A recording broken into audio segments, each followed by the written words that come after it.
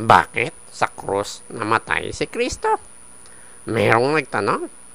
Ang tanong ganito, bakit namatay ang Panginoong Hesukristo sa krus? Bakit specifically sa krus? Ang pag-uusapan nating krus dito ay hindi yung physical o literal na krus kung saan ipinako si Kristo. Ito yung isa pang kahulugan ng krus sa Biblia. Para masuri natin, basahin muna natin ang Roma 2:18. Bantan? At nakaalam ng kanyang kalooban at sumasang-ayon sa mga bagay na magagaling, palibhasa itinuruan ka ng kautusan. Ano yung kalooban ng Diyos? Tataas lang natin ha. Sa 2:16 ng Roma rin. Bantan? Sa araw na hahatulan ng Diyos sa mga lihim ng mga tao, ayon sa aking ebanghelyo, sa pamamagitan ni Hesukristo. So, yung kalooban ng Diyos, yun ang ebanghelyo ni Kristo. Ano naman itong ebanghelyo ni Kristo? Sa unang Korinto 1:17, Brad, Sapagkat hindi ako sinugo ni Kristo upang bumautismo, kundi upang mangaral ng ebanghelyo, hindi sa karunungan ng mga salita, baka mawalan ng kabuluhan ang krus ni Kristo. yung ebanghelyo ni Kristo, yun ang krus ni Kristo, na siya ding kalooban ng Diyos. Ngayon, ano ba sabi ng Diyos tungkol sa krus? Ano? Sa 8:34 ng Marcos, Brad?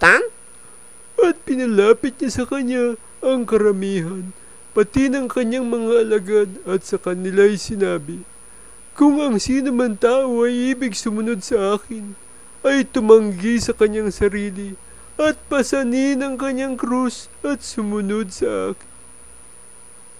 Ayan, pinatatanggi tayo sa ating sarili at pinapapasa ni Kristo ang krus at sumunod kay Kristo. So, ganito yan ha. Una, pagkatanggi natin sa ating sarili, hindi na yung sarili natin ang susundin natin. Pangalawa, papasanin natin ang ating krus na siyang ebanghelyo ni Kristo o kalooban ng Diyos. At number 3, susunod na tayo kay Kristo. Meaning, kalooban na ni Kristo ang masusunod. Ano ba nangyari kay Kristo sa krus? Ano? Sa unang Pedro 3:18, Brad, Sapagkat si Kristo man ay nagbataring minsan dahil sa mga kasalanan, ang matuwid dahil sa mga di matuwid, upang tayo'y madala niya sa Diyos. Siyang pinatay sa laman, ngunit pinuhay sa Espiritu. Ayan, si Kristo, pinatay sa laman, namatay sa cross. Anong koneksyon sa atin ng cross ni Kristo? Ngayon, alam na natin na si Kristo ay namatay sa cross.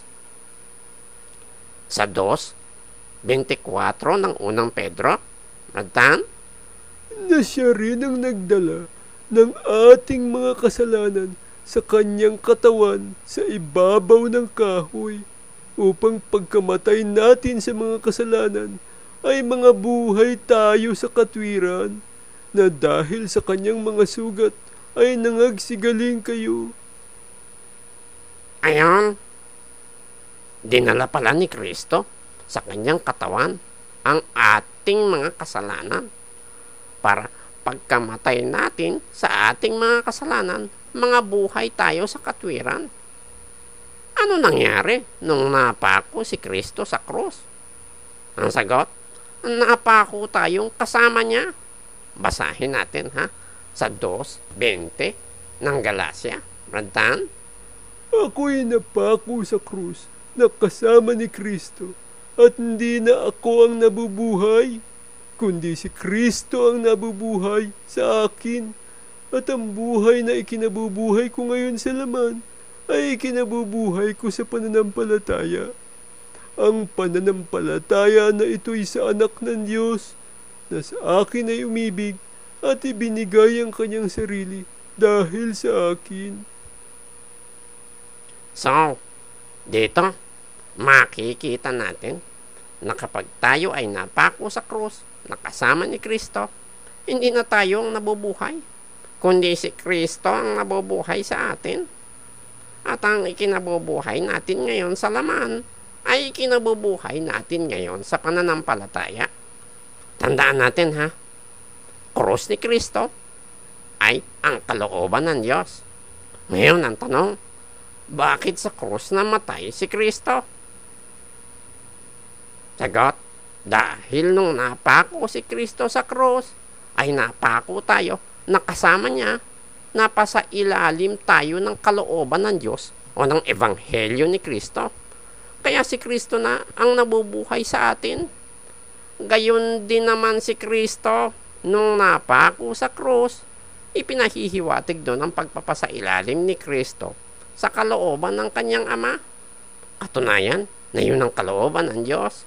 Basahin natin sa 11:3 ng unang Korinto. Brad Tan? Datapot ibig ko na inyong malaman na ang pangulo ng bawat lalaki ay si Kristo, at ang pangulo ng babae ay ang lalaki, at ang pangulo ni Kristo ay ang Diyos. At ultimately, kung ang lahat ng mga bagay ay mapasuko kay Kristo, si Kristo pasusukuin naman sa Ama.